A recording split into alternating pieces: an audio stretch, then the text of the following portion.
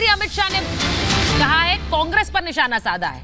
उन्होंने कहा है कि राहुल यान लॉन्च ही नहीं हो पा रहा है। 20वीं बार राहुल को लॉन्च करने की कोशिश हो रही है, ये अमित शाह ने कहा है। गृह मंत्री सीधे सीधे निशाना साध रहे हैं राहुल गांधी पर और कह रहे हैं कि ये राहुल यान लॉन्च हो नहीं पा रहा, 20वीं बार कोशिश हो गई है।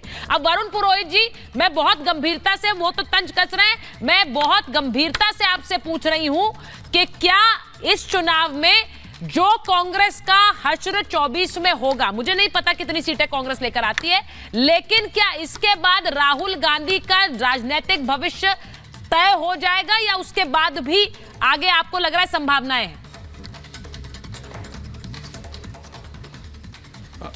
2 मिनट में पुरानी बात कर दूं जो अभी डिबेट में हो रही थी। अभी शुक्ला जी ने भी कहा, हाँ बोलिए। वाद की बात चल रही थी। इनकी ये वाद है कि आडवाणी जी ने जिनको बनाया, जो पूरा देश जिस गलती को भुगत रहा है, आडवाणी जी को मार्गदर्शक मंडल में भेज देते हैं। लेकिन मुलायम सिंह जी ने अगर मेहनत करके पार्टी बनाई, इंडिविजुअल पार्टी बनाई, अखिलेश बन गया, तो क्या आपत्ति भाई आपको खुद? और देखिए, जितने भी कांग्रेस में जो जिनको ये क्रिटिसाइज करते थे वो सब ले जाके मंत्री राज्यसभा, पूरा देश देख रहा है। अभी जो हालत है ना, ये इंडिया शाइनिंग जैसे हो गया था ना, धोखा हो गया था अटल जी के साथ, जैसा इनके साथ धोखा होगा। और इनका भ्रष्टाचार, नोटबंदी से ले इलेक्ट्रोल, अभी आपने कोर्टों के हवाला दिया, इलेक्ट्रोल बॉन्ड्स का हिसाब नहीं दे रहे देश को, जून तक की तारीखें मांग रहे हैं, सब देख रहे हैं, सब समझती है पब्लिक। आपने राहुल गांधी जी की बात की, देखिए लॉन्च रीलॉन्च की बात नहीं है। राहुल गांधी अगर राजनीति में क्या है, जो जीता वही सिकंदर हो जाता है। अभी राहुल गांधी मान लीजिए 150-200 सीट कांग्रेस की आ गई तो फिर वही पूछ रही हूँ आपसे, वही राहुल गांधी को नेता मानने लग जाएंगे, तो ये वही पूछ रही हूँ आपको। इस बार 2024 में सीटें नहीं आएंगी तो डेफिनेटली कुछ आपको तस्वीर सकारात्मक नजर आ रही राहुल गांधी के लिए कि वो 150 सीटें ले आएंगे इस बार? अगर टिकटिंग सही हुई, नहीं अगर मगर टिकटें अगर सही दी तो कांग्रेस की अच्छी सीटें, हार के लिए पहले तो है ना, टिकटें सही नहीं देंगे तो पता लग जाएगा। तलाशने जा रहे हैं, ये तो हार के कारण पहले नहीं, हार के लिए नहीं है। मैं आपने देखा होगा हमेशा, हाँ नहीं टिकट सही नहीं दिए तो नहीं जीतेंगे, टिकट सही दिए तो बीजेपी की लड़ेगी नहीं। मैं कह रहा हूं इंडिया शाइनिंग जैसी हालत होगी। जहां तक राहुल गांधी जी हाँ वही तो देंगे। मैंने तो ये प्रश्न उठाया आपके पास कई बार कि उनका दफ्तर चला रहा है पार्टी को, इसलिए नहीं चल पा रहा है। अगर वरिष्ठ लोग और कार्यकर्ता अब यार आप शुक्ला जी बीच में बोलने लग जाते हो। मैं तो नहीं बोला आपने क्या क्या विश्वास अविश्वास की। देखो मैं आपको कह रहा हूँ कि टिकट अगर सही नहीं देंगे, जैसा कि चल रहा है अभी तक टिकट सही, क्या चिढ़ना मित्र, ये लो। अरे आप अपनी अपनी बातें कर रहे हो, आप मेरी भावना आपको क्या पता मैं उनसे खुश हूं कि नाराज हूं? आपको क्या समझ आ रही है? मैं विवेचना कर रहा हूं, उसको सुन लो। आप ही कह रहे हो उनका ऑफिस आपने विवेचना मोदी जी की क्या क्या करूंगा तो फिर आप चिढ़ने लग जाओ। मैं थोड़े आरोप लगा रहा हूं। मुझे नहीं, भ्रष्ट तो आप हो, आपकी पार्टी है। मैंने कहा आपकी पार्टी है, भ्रष्ट तो नहीं दे रहे इलेक्ट्रोल बॉन्ड का, नहीं इलेक्ट्रोल बॉन्ड का दे रहे साहब। ये हकीकत है और बहुत से कांग्रेस के नेता ही ये बात कहते हैं कि सिर्फ एक वर्ग की बात सुनी जाती है, बहुत से नेताओं की बात सुनी ही नहीं जाती। और ये हकीकत हो गई है और इसीलिए बार बार ये कहा जाता है कि भाई कांग्रेस के बाकी लोगों की बात क्यों नहीं सुनी जा रही? वालों के लिए बोले कोई ऐसे?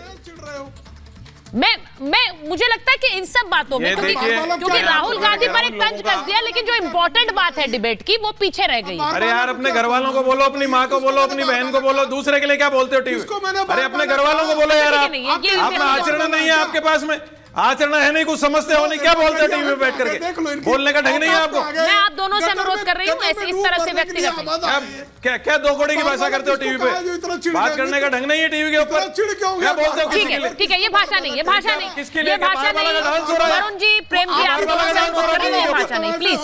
किस प्रकार की भाषा करते हो टीवी के ऊपर? हम लोग मर्यादा में रहकर बात करें और मुद्दों पर बात करें, प्लीज मेरा अनुरोध है आप दोनों से। मैं एक चीज पूछ रही हूँ, जो बातें बड़ी बड़ी की गई हैं, आज मैं भाटी जी से भी पूछूंगी, वरुण जी से भी पूछूंगी, धीरेन्द्र जी आपसे भी पूछूंगी। जब आप गठबंधन धर्म निभा रहे हैं तो क्या उन बयानों को आपको ढोना पड़ता है जो आपने नहीं दिए हैं? मैं आज फिर उस ए राजा के बयान पर आऊंगी जिसमें उन्होंने कहा राम हमारे शत्रु हैं। अब ये बयान अगर ए राजा दे रहे हैं भाटी जी, राम हमारे शत्रु हैं, वो ये भी कह रहे हैं ये देश नहीं है।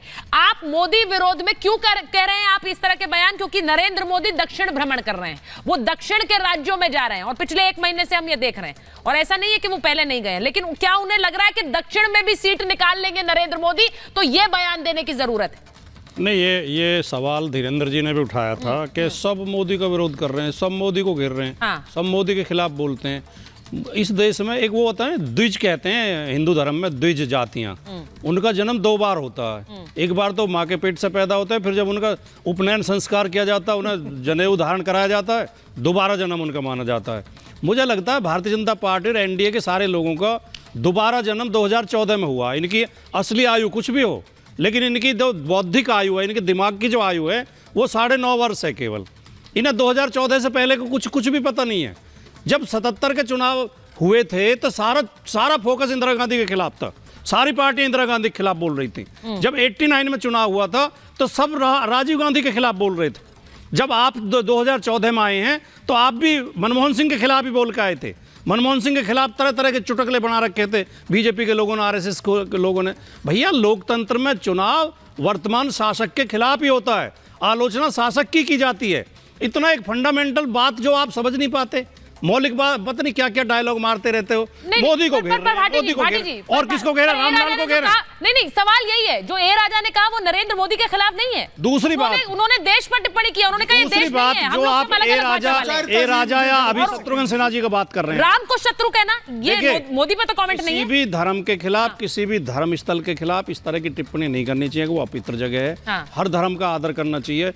राम मंदिर में बहुत लोगों की आस्था है, किसी की न हो, कुछ की है कुछ की नहीं है, लेकिन जिनकी है उनकी आस्था को चोट पहुंचाने का हमें कोई अधिकार नहीं है। नहीं, ये बयान जो रामलहर की बात है, ये हम जिम्मेदारी के साथ कह, शत्रुघ्न सिन्हा जी के बयान के साथ हैं। इस देश में रामलहर नहीं है, रोजगार लहर है। बच्चे नौजवान रोजगार मांग रहे हैं, नौकरी के लिए तरस रहे हैं, उन पर लाठियां बजाई जा रही हैं, उन्हें जेल भेजा जा रहा है। ये अगर रामलहर का लोगों को मूर्ख बनाना चाहते हो रामलहर के नाम पे, तो लोग रोजगार की बात करेंगे, प्रेम शुक्ला जी आप मूर्ख बना रहे हैं रामलहर, बेरोजगारी की बात करेंगे, ठीक है, भ्रष्टाचार की बात करेंगे। आप रामलहर की बात करके, भगवान राम की बात करके आप बेरोजगारी के मुद्दे को ढकना चाह रहे हैं। प्रेम शुक्ला जी 10 सेकंड समय देंगे। आ रही हूँ संजय जी। जनता को मूर्ख ही कह रहे हैं, इनके साथी तो दैत्य तक जनता को कह दे रहे हैं। 10 सेकंड ये तो मूर्ख ही कह रहे हैं भाटी जी, बाकी तो रणदीप सुरजेवाला दैत्य वगैरह तक कह दे रहे हैं। इनकी तो ये दशा है, इनका संकट है ये। लेकिन मैं आपको बता दूं, राम नरेश यादव के नेतृत्व में जब आदरणीय मुलायम सिंह यादव जी विधायक थे, उस जमाने में एक नारा कांग्रेसियों ने लगाया था, एक शेरनी 100 लंगूर, चिकमंगलूर चिकमंगलूर। अपने विरोधियों को लंगूर कहते थे कांग्रेसी। हमने किसी को लंगूर और बंदर नहीं कहा है। हम विरोधियों के बारे में अगर कहते हैं कि सारे विरोधी मोदी जी के विरोध कर रहे हैं तो इतना क्या चिढ़ते हैं भाई? मुलायम सिंह यादव जी को लंगूर कह रहे थे कांग्रेसी, आप तो उससे भी आगे बढ़ के कहते हो। आप तो ठगबंधन कहते हो, सांप छछूंदर कहते हो, डाकू कहते हो, सारे चोर इकट्ठे हो गए। आप तो उससे भी आगे बढ़े। आप शब्दों का तो आपने कॉपीराइट ले रखा है। अब शब्द और गालियों का बीजेपी के लोगों ने कॉपीराइट ले रखा है।